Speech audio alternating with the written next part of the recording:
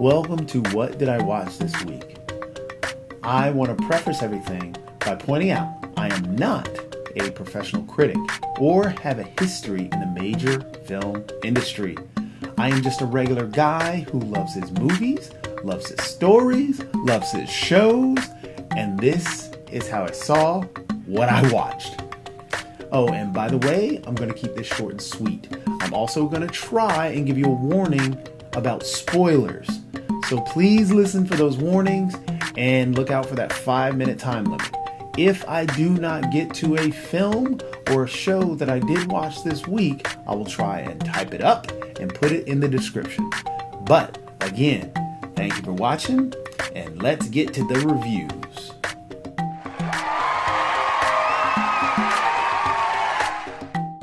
Five minutes on the clock. Let's do this. First film I'm going to talk about is one that came out December 22nd. It's called The Matrix Resurrections. Okay, the basic synopsis is that the Matrix has gotten strong and Neo and Trinity are trapped within it. Neo must make tough choices to save the world again. Outside of just having the ability to say that you've seen this movie was a complete, and I mean complete, waste of time. If you haven't seen it, I'm about to ruin it. Yep, spoilers. So, if you don't want to know, then skip ahead now. I'll wait. I've got a few seconds on the clock, so go ahead.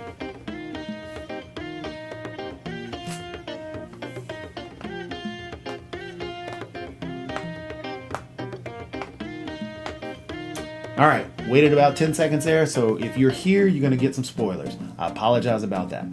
But this is why it was a waste of time.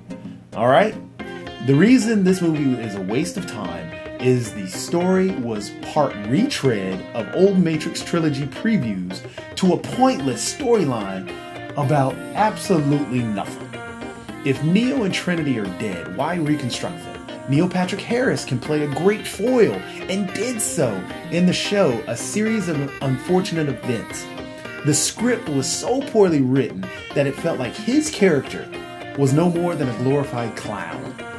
He had the ability to use and override bullet time, but never used it in battle when they're sitting there fighting multiple people. Never used it. Just jumped around and acted scared.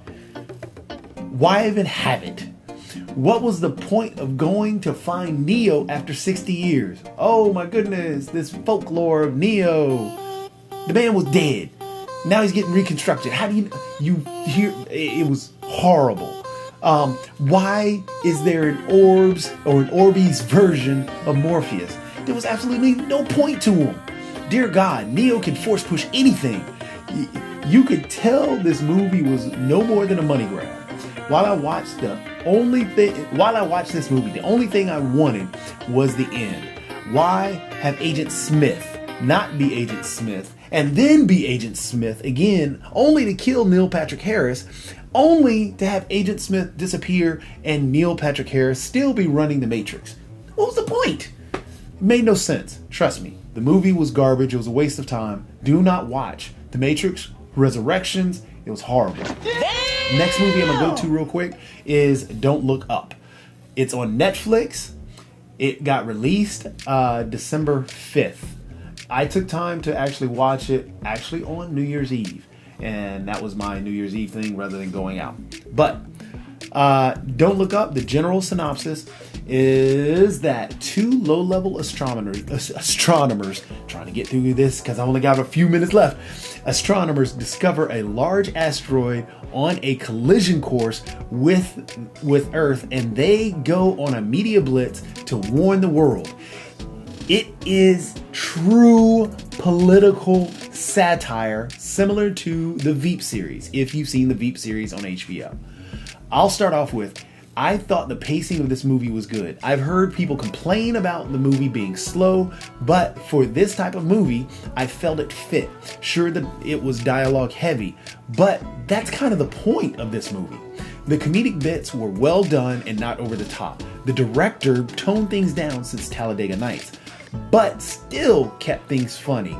I thought Leonardo DiCaprio did a fabulous job of his character, him being very overwhelmed in the situation that he was in, but being forced to be in that situation. Then on top of that, the glory that came with it took away his nerves and took away his anxiety, so he didn't breathe heavy throughout the whole film. So it was perfectly played. I think that was one of Leo's best characters. I would put that out there. Some people may disagree. Looks like I got only about 30 seconds left, so I want to make sure, yes, all the connections between real life were perfectly written in this, and make sure you watch to the very end of the credits, because there is a scene at the end. Looks like I got about 15 seconds left. I want to touch on Encanto. Encanto came out on Disney 11/24. I finally got to sit down and watch it. The synopsis is there's a family the Madrigals. Oh no, I'm running out of time. I'm gonna miss it. 5 minutes on the clock.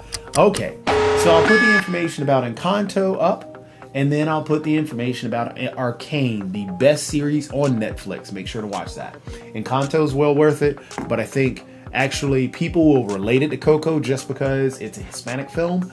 But I would say that it's more like Moana because it's a coming of age film, and it's actually very well done.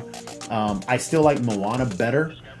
People are confused that they feel that there is no villain in Encanto, but there actually is a villain in Encanto. But you just have to realize that it being see, I'm going way over time. I'm now hitting way into 6 minutes. Get some help. I'll type it all up, and I'll put that information in the actual description of this film. I'm actually going to place this on YouTube. Once again, thanks for watching. This is What Did I Watch This Week?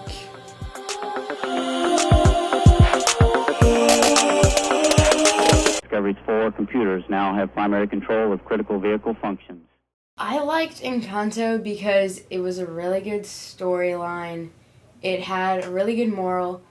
The ending was good, but I wish it could have ended with her actually getting a gift and not like making the house her gift.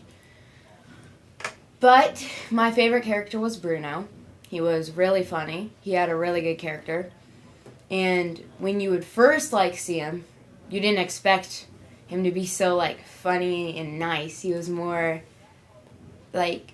mean when they did the song We Don't Talk About Bruno, and he just seemed like a really mean character until you finally meet him, and he's really funny and nice. There was a lot of songs that were really good. They had really good beats to it, and the lyrics were good. And overall Encanto was just really good. That's all? Mm-hmm. Okay.